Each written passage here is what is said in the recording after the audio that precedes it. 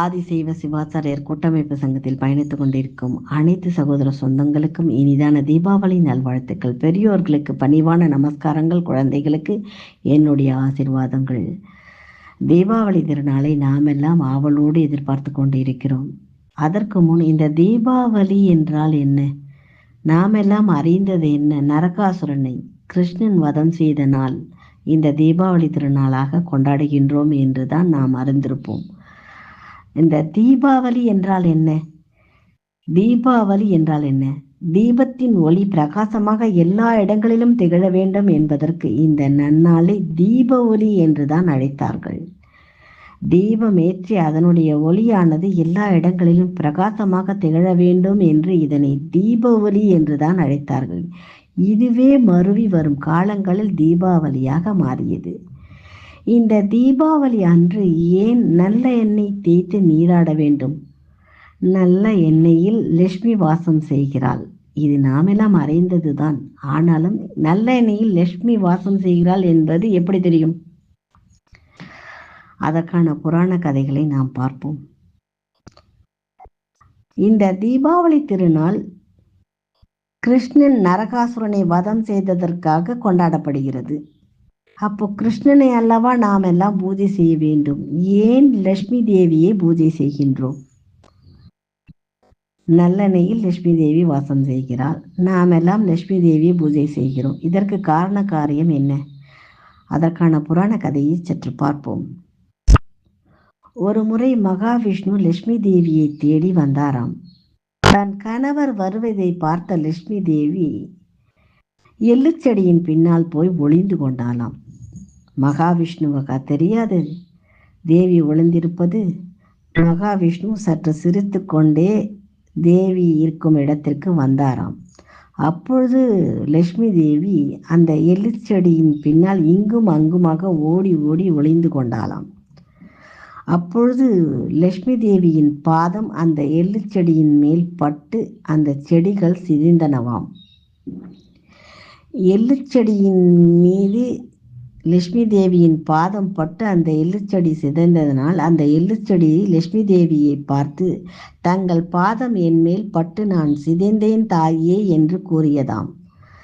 அப்பொழுது லட்சுமி தேவி அந்த எள்ளுச்செடியை பார்த்து, என் பாதம் பட்டு உன் வம்சம் அழிந்ததால் அதிலிருந்து தோன்றக்கூடிய நல்ல எண்ணெயில் நான் வாசம் செய்கிறேன். இன்றைய தினத்திலிருந்து அந்த நல்ல எண்ணெயை தலையில் தேய்த்து குளிப்பவர்களுக்கு என்னுடைய லட்சுமி கடாட்சம் எப்பொழுதும் உண்டு என்று அந்த எள்ளுச்செடிக்கு லட்சுமி தேவி ஆசிர்வதித்தாளாம். ஆகையால் தான் இன்றும் நம் வீடுகளில் நடக்கக்கூடிய சுபதினங்களுக்கு முதலில் மங்களஸ்தானம் என்று சொல்கின்றோம். மங்களஸ்தானம் என்று தான் சொல்வோம்.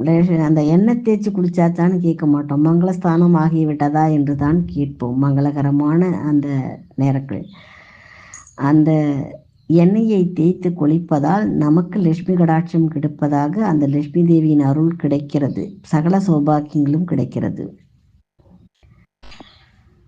இந்த தீபாவளி தினத்தன்று காலையில் எண்ணெயை தேய்த்து கங்கையில் நீராடுகின்றோம். அது என்ன கங்கையில் நீராடுகின்றோம்? சிவபெருமானின் அருளால் அந்த தீபாவளி தினத்தன்று எல்லா நீர்நிலைகளிலும் கங்கை வாசம் செய்கிறாள். ஆகையால் இந்த தீபாவளி தினத்தன்று அந்த நல்ல எண்ணெயை தேய்த்து லட்சுமி கடாட்ச அருள் பெறுகின்றோம். அதே போல கங்கையில் நீராடி புண்ணியம் பெறுகின்றோம். நமக்கு அந்த லட்சுமி கடாட்சமும் கிடைக்கிறது, புண்ணியமும் கிடைக்கிறது. இந்த தீபாவளி தினத்தன்று விடியற்காலையில் நல்லெண்ணெய் தேய்த்து குளிப்பதால் லட்சுமி கடாட்சம் கிடைக்கிறது. நீர்நிலைகளில் நீராடுவதால், கங்கையில் நீராடுவதால் நமக்கு புண்ணியம் கிடைக்கிறது. ஆகையால் இந்த தீபாவளி திருநாளை நாம் லட்சுமியை பூஜை செய்வதால் சகல சௌபாக்கியமும் நமக்கு கிடைக்கும். அதே போன்று இந்த தீபாவளி திருநாளில் பட்டாசு ஏன் வெடிக்கின்றோம்? பலருக்கு இது ஒரு சந்தேகமாகவே இருக்கும். மற்ற வெடிகளை வெடிப்பதை பற்றி கூட சாஸ்திரத்துலலாம் கூறலை. ஆனால் இந்த பட்டாசு வெடிக்கிறதுலே அவசியமானது மத்தாப்பு கொளுத்தணும்னு ஒரு சம்பிரதாயம் இருக்கு. சாஸ்திரமே சொல்றது. ஸ்ருமதி கௌஸ் என்ற ஸ்தோத்திரத்தில் இது பற்றி சொல்லப்படுகிறது. துலாஹம்சதே சகஸ்ராம்சௌ பிரதோஷபூதா தர்ஸ்யோகா உல்கா ஹஸ்தா நாக குருயுக பித்ருணாம் மார்க்க தர்சனம் என்ற இந்த ஸ்லோகத்தில் துலா மாதமான ஐப்பசி மாதத்தில், அதாவது தீபாவளி அன்று, உல்கா எனப்படும் நெருப்பை கையில் பிடியுங்கள் என்கிறது. அதாவது மத்தாப்பு கொளுத்த வேண்டும். இதில் வரும் பூதா என்ற வார்த்தை சதுர்தசியை குறிக்கும். அதாவது நரக சதுர்தசி எனப்படும் தீபாவளி. தர்சம் என்ற வார்த்தை அமாவாசையை குறிக்கும், ஐப்பசி மாத அமாவாசை. இந்த 2 நாட்களும் நெருப்பை பிடிப்பது கட்டாயம். காரணம் என்ன? பித்ருணாம் என்ற வார்த்தை இதை வெளிப்படுத்துகின்றது.